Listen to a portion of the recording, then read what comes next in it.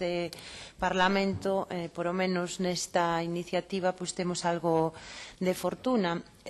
Non é a primeira vez que debatemos nesta Cámara, o BNG teno proposto noutras iniciativas, un posicionamento contrario á suba do IBE cultural, unha medida que, como saben vostedes, pois aprobou o Goberno español a través do Real Decreto Lei 20/2012 de medidas para garantir a estabilidade orzamentaria e o fomento da competitividade, que, entre outras malas noticias para o conxunto da cidadanía, pois trouxo unha suba do IBE cultural, unha suba do IBE en xeral, pero que neste caso pois nos centramos nun sector ou nun segmento concreto, como é o da cultura, que desde o punto de vista do BNG afecta dunha maneira doble ou triplemente negativa. Afecta, en primeiro lugar, a propia actividade económica que se xera en torno á cultura con carácter xeral, afecta aos cidadáns que van a ter maiores dificultades para poder acceder á cultura, non? E, por lo tanto, se están dificultando o acceso a un dereito humano fundamental. E, en terceiro lugar, non podemos perder o punto de vista de que a cultura galega, que é unha cultura xa minorizada e discriminada no ámbito do Estado español, pois esta medida vai a repercutirlle dunha maneira máis gravosa, non? Así vemos pois como esta decisión do Goberno do Partido Popular supuxo un incremento da carga impositiva non absolutamente abusivo, sitúa o Estado español non pois coa aplicación dun dos IBEs máis elevados no terreo cultural. A cultura deixa de ser un dereito humano a considerarse un artículo de luxo para o Partido Popular, e nos creemos, por lo tanto, que esta é unha medida negativa, que é unha medida lesiva e que é unha medida que debería de ser eliminada. De feito, o propio sector cultural pois ten reclamado a supresión desta suba absolutamente desproporcionada e abusiva. No caso concreto de Galiza, as diferentes asociacións representativas dos diferentes ámbitos culturais pois falaron dunha mala noticia, dun paso máis para acabar coa cultura, e decían que esta medida adoptada polo Goberno español iba a supoñer pois a destrucción de emprego no sector e unha maior precariedade. Por lo tanto, había aquí, un diagnóstico realizado en torno a que iba a supoñer esta medida, que neste momento xa temos algúns datos máis como para poder avalialo, non? De feito, pois por desgraza vanse cumprindo os peores vaticinios que facían os diferentes segmentos da cultura. De feito, saben as súas señorías, porque o temos citado en máis ocasións neste Parlamento, que o propio Consello da Cultura decía antes, cando se coñeceu esta medida, que a posta en marcha deste incremento do IVA iba a supoñer aos galegos e as galegas teren que desembolsar 32,7 millóns de euros máis para poder acceder a espectáculos e a servizos culturais, e tamén nos decían que o que cabía esperar no caso da cultura galega é que se iba a poñer en perigo o futuro da actividade productiva de empresas culturais dedicadas ao espectáculo e a outros servizos culturais. Tamén o Consello da Cultura, polo tanto, se posicionaba en contra desta medida. O Grupo Parlamentario Popular tivo ocasión durante esta legislatura de opoñerse a esta medida, e de feito debatimos algunha iniciativa do BNG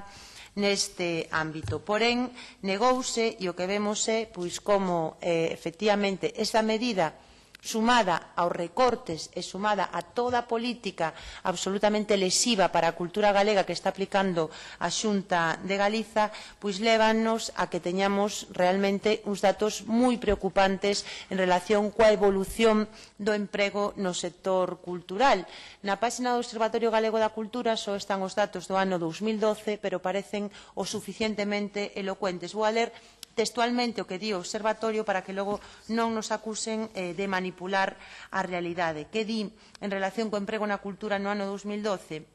O emprego cultural en Galiza caeu un 11,6% pasado ano. A perda de 2.800 empregos culturais en 2012 arroxa o peor dato sobre ocupación dos últimos 9 anos, cunha retracción próxima a niveis de 2004. O número de persoas que traballaron no sector cultural galego o pasado ano ascende a 21.400, cunha cuota de representación respecto ao total do emprego en Galiza do 2,1%. Semella, ademais, que neste caso, e vou a ler, pois non pode aplicar aquí a máxima o Partido Popular de que no emprego cultural estamos mellor que o resto do Estado, porque o certo é que os datos o que indican é xustamente todo o contrario. Di o Consello da Cultura: esta reducción tamén se proxecta no conxunto do Estado, aínda que a media de perda de emprego sitúase 5 puntos porcentuais por debaixo da galega cun 6%. Por lo tanto, vemos como esta medida afectou dunha maneira máis grave aos nosos sectores culturais e sabíamos tamén como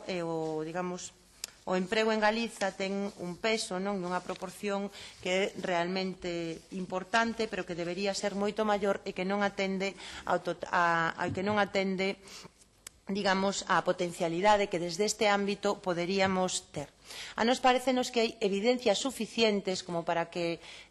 todos e todas estamos de acordo en que este é unha medida regresiva. E estando todos e todas de acordo en que este é unha medida regresiva, nos entendemos que desde unha perspectiva de defensa da nosa cultura, o lóxico e o coherente sería que este Parlamento se posicionara en contra desta medida e que lle reclamara á Xunta de Galiza que actuara, que tomara algunha decisión para paliar o impacto desta medida, dado que a nos parece que é importante. Nos, para intentar xa construir un acordo de mínimos en torno a esta cuestión, xa non volvemos a reiterar a posición que nos seguimos defendendo de que hai que suprimir este incremento do IVA, sino que o que lle pedimos é simplemente ao Goberno da Xunta que faga un estudo serio e riguroso sobre como lle está afectando a cultura galega nas súas diferentes variantes esta suba do IVA cultural, e que, en base a ese estudo, se acompañen da posta en marcha de medidas para paliar o efecto do mesmo. Esas medidas nos entendemos